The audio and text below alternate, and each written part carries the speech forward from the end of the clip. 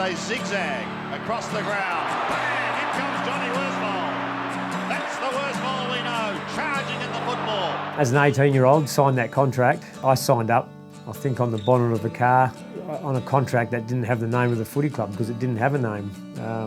We didn't have a jumper, facilities or anything, and I took a big leap of faith with the people I was talking to.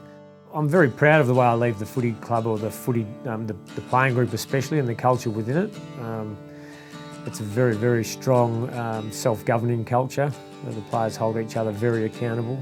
They're the ones who know what each other's up to more than the coaches will ever know, and they do a lot of work behind the scenes that the coaches wouldn't be aware of to make sure that any player that may get tempted outside of the values that the players want to hold, they get pulled into line, or they get questioned about whether they want to remain at the footy club. Bush has always had the full support of the player group. We love him dearly. He's been a massive mentor, not just to me, but to my teammates as well. Everyone loves Woosh around the club, and I'm sure he'll still be around. He said he would be. To what capacity, I don't know, but you can't call West Coast without having his face around the club. I've had a conversation with quite a few players. I've organised to meet some of the senior players that have come through the footy club since.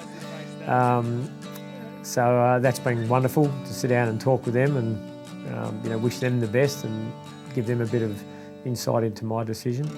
And then I've had a lot of just messages from players that I've responded to. And they're good young men. I'm going to be really excited to see where they can take their footy to. Siren sounds. Geelong by 66 points here tonight. They kicked 8 goals in the opening term. Collingwood game over at that point. I think there was a lot of reasons behind the last 3 weeks.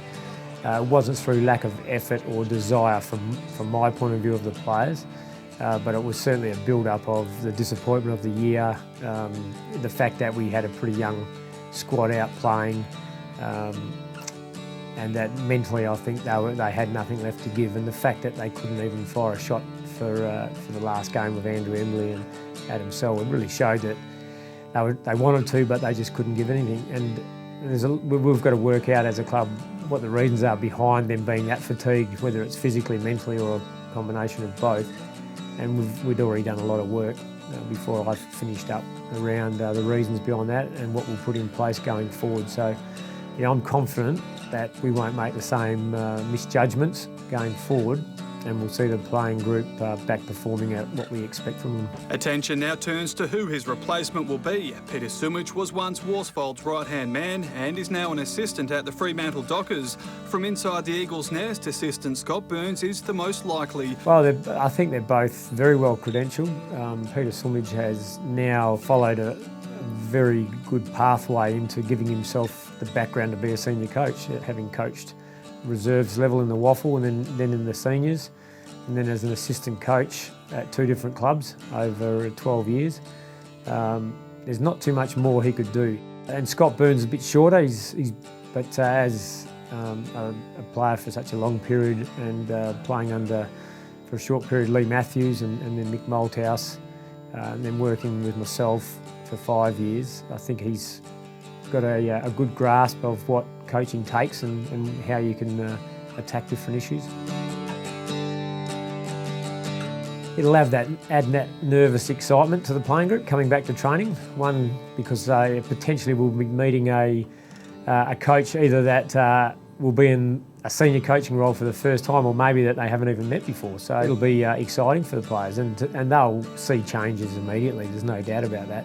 And players will embrace that and support a new coaching structure. There'll be some new assistant coaches as well, but this playing group are pretty strongly driven, so they'll get right in behind the new group and be up and going pretty quick. He hoists it to a pretty good spot, and it's a goal. Lycett, first kick, first minute, gets a goal. Scotty Lycett, I think he showed both late in the season with us in the AFL and also in the Waffle finals, that as a very young key position ruckman, he's just going to keep getting better and have a very strong career at West Coast. Simon Tunbridge, we were really pleased with his pre-season, that he had a bit of an interrupted year with some injuries and suspensions, but If he knuckles down with another solid pre-season, I think he's going to be a player that will be pushing hard to be in the best team as well.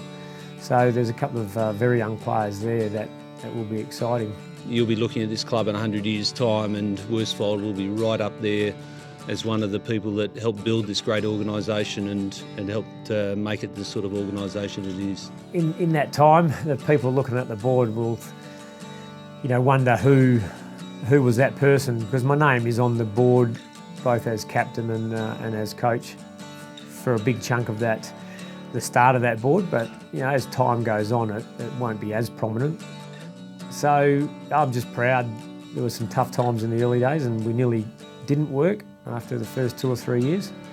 But then by year 6, I think we were premiers. So quite an amazing achievement by the people that were involved, both from when the club started, but even in putting the foundations to get a licence in the VFL competition. So to have, as an 18-year-old, signed that contract, I certainly didn't expect I would be sitting in these types of facilities with the success that the club's had 24 years down the track. I was probably hoping to maybe crack 10 or 15 games alongside Ross Glendenning, and I would have been happy.